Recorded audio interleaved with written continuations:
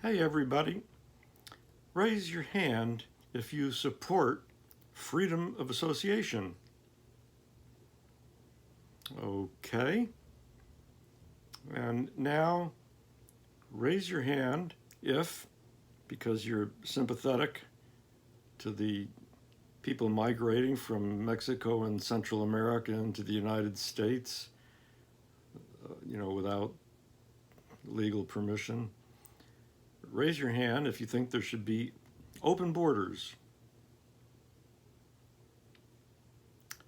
And now, to the people who have raised their hand twice, I'd like you to think about the fact that the two positions that you have embraced conflict with each other. Let me give you an example of how that is so. I'll include a link to a video about this Mexican town. The link will be, with other links at the bottom of this YouTube. There was a Mexican town not too long ago that had essentially an egalitarian revolutionary uprising of the ordinary people in the town, motivated primarily by their opposition to the corrupt politicians that were working hand in glove with the drug gang cartels, so-called, and they basically took over the government and threw out the politicians and took things into their own hands and created a closed border around their town that was closed to politicians who were in cahoots with the drug gangs. Well, as far as I'm concerned, they were perfectly in the right to do that. They did not want to associate with these corrupt politicians and the drug gangsters, and so they said, no, you're not welcome to our town. You can't come across the border of our town into it. I have no problem with that.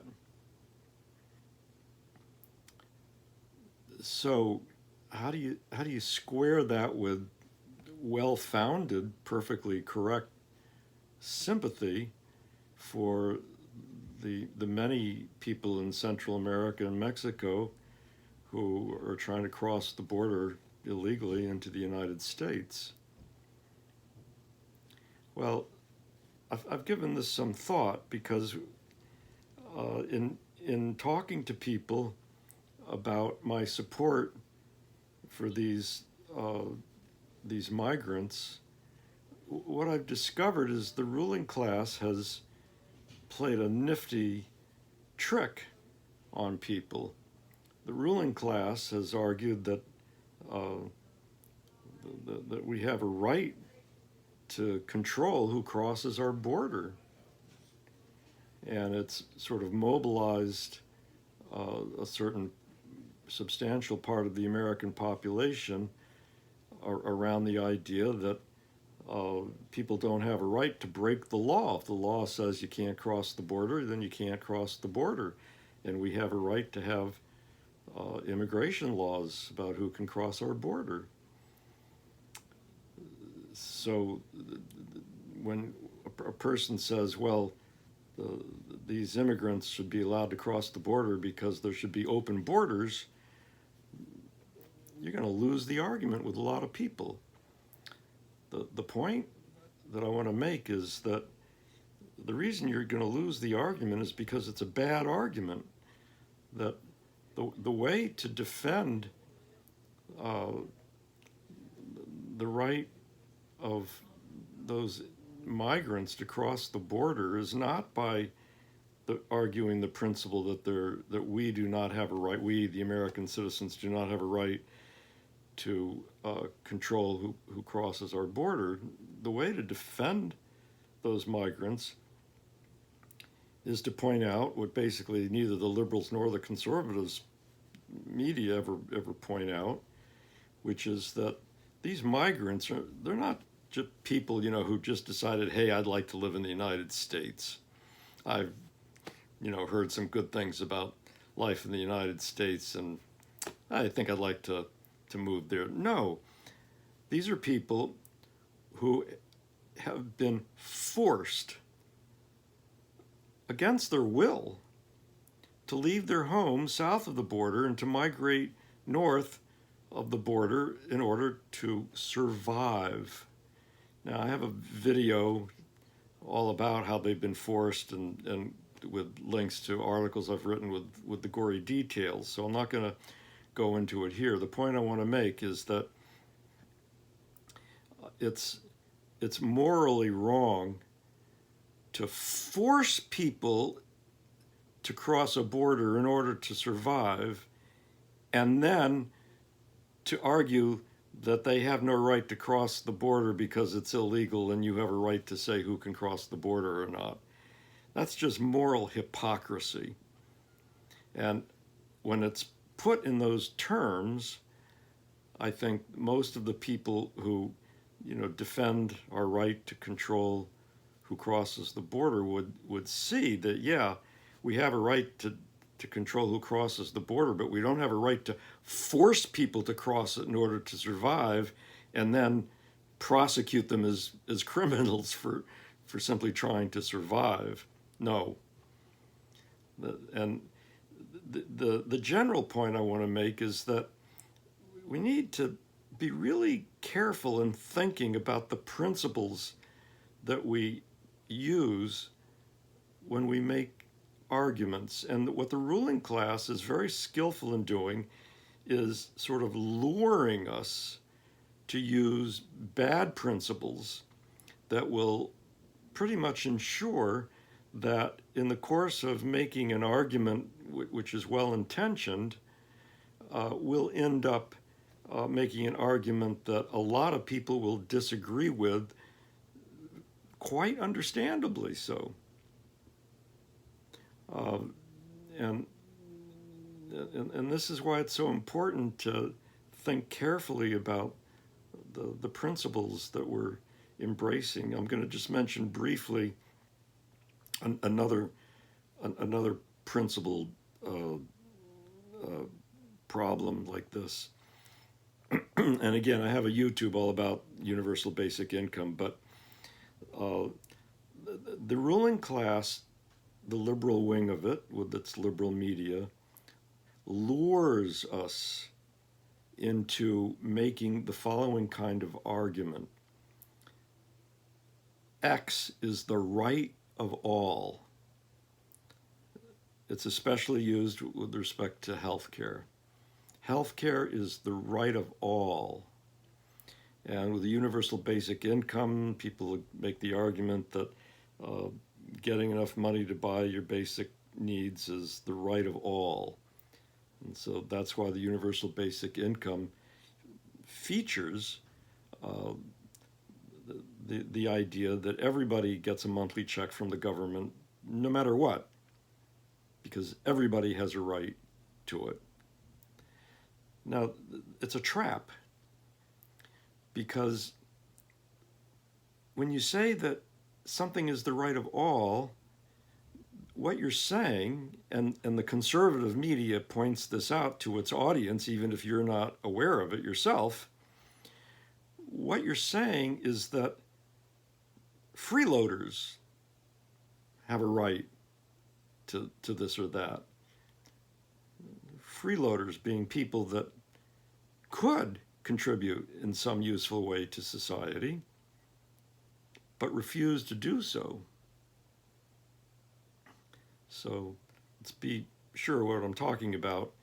A freeloader is not a person who cannot contribute because they're too young or too old, past retirement age.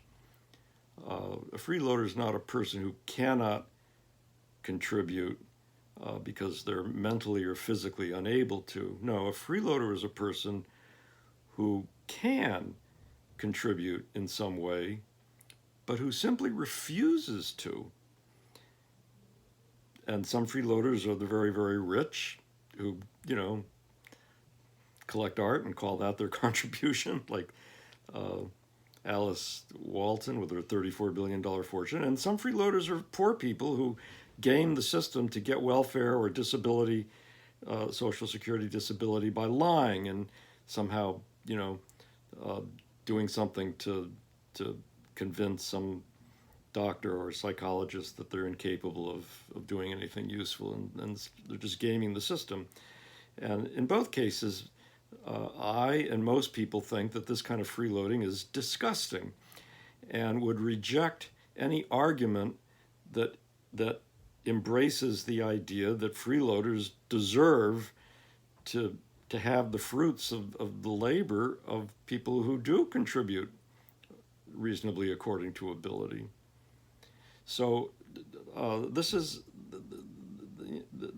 a problem when we embrace a faulty principle to argue for a good cause. The good cause, of course, is that people who do contribute reasonably according to ability, and in some cases their ability is zero, and that's fine, they do deserve to have from the economy, from the fruits of the labor of other people, what they need or reasonably desire, or to have equal opportunity to receive scarce things that are rationed according to need.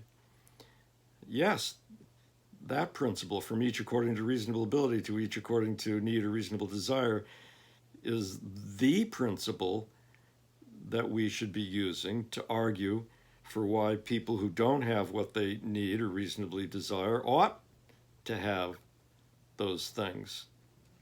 And if we use that principle, from each according to reasonable ability, each according to need or reasonable desire, then we would not fall into a trap. We would have the support of practically the entire population, because practically everybody thinks that that's a morally right principle. So the ruling class works very hard to make sure that we do not base our argument on that principle, and that's why the liberal magazines and liberal newspapers and liberal media constantly give us a very different argument to use for things that we want, which is X is the right of all.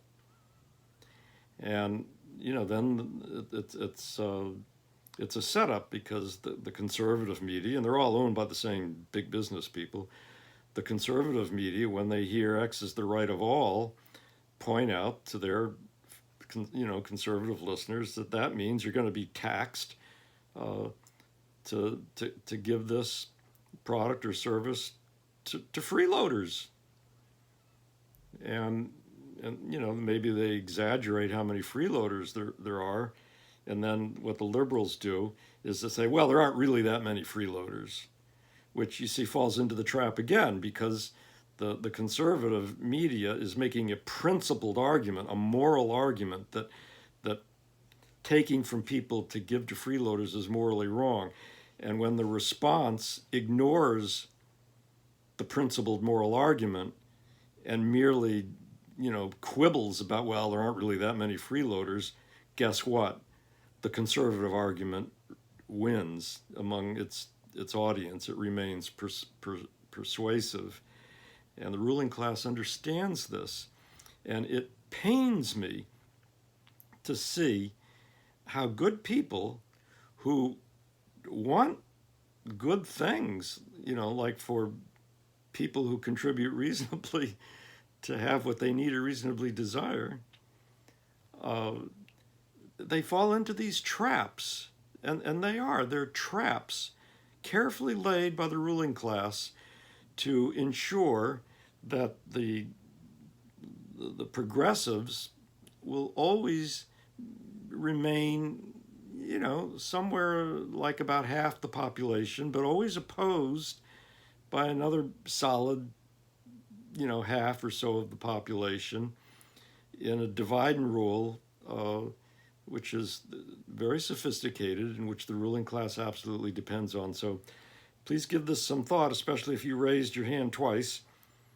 Thank you very much, and take a look at the links below, and please subscribe if you haven't already to my YouTube channel. The more subscribers, the more I'll know I should keep making these videos. Thank you. Goodbye.